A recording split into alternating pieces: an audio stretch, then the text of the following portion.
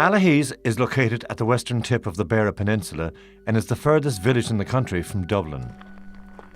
From the Bronze Age right up into the 20th century, the area was an intensive site of copper mining, with the most industrial period between 1812 and 1912.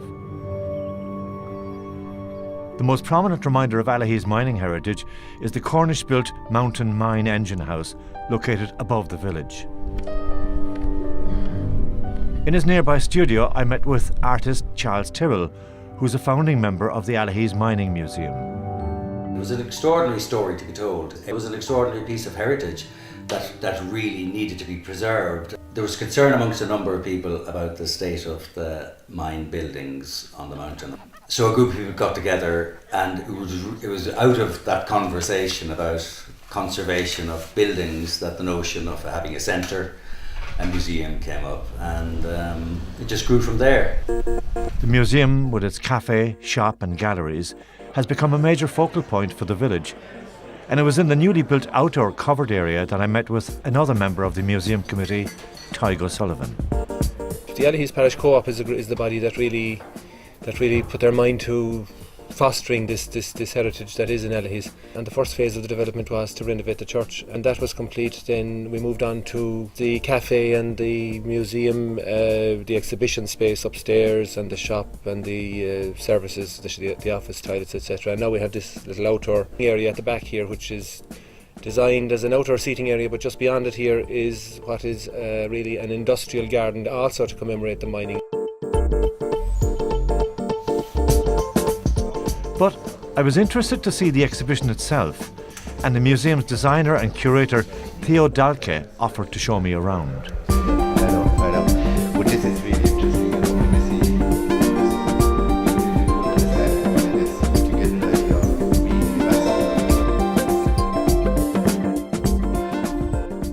You know, when I came first here and I saw the ruin of those engine houses up in the hills there, and I walked all the old ruins. I walked all the old leads where water was flushed down. And after 2 years of research, I met those people here who started, and they were always thinking about doing something with the chapel here, which was the chapel from the Cornish miners.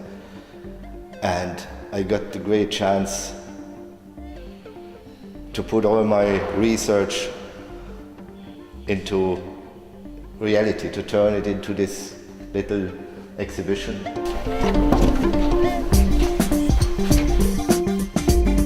when we have children in here. Well, Leader were obvious targets for us in terms of what they were doing. We felt we ticked the boxes, so we approached them, and they were very good. They were good. They worked along with us. They have been supportive, and they have really gone above and beyond. When they saw potential in something, they rode in behind us, you know.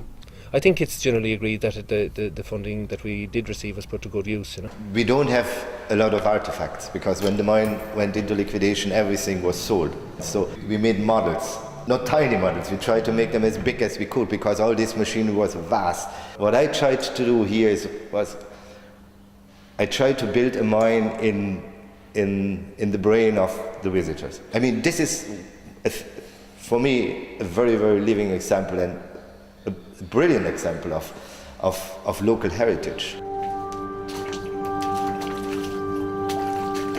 But the museum committee aren't content to rest on their laurels, for they have ambitious plans to extend the experience to the mines themselves.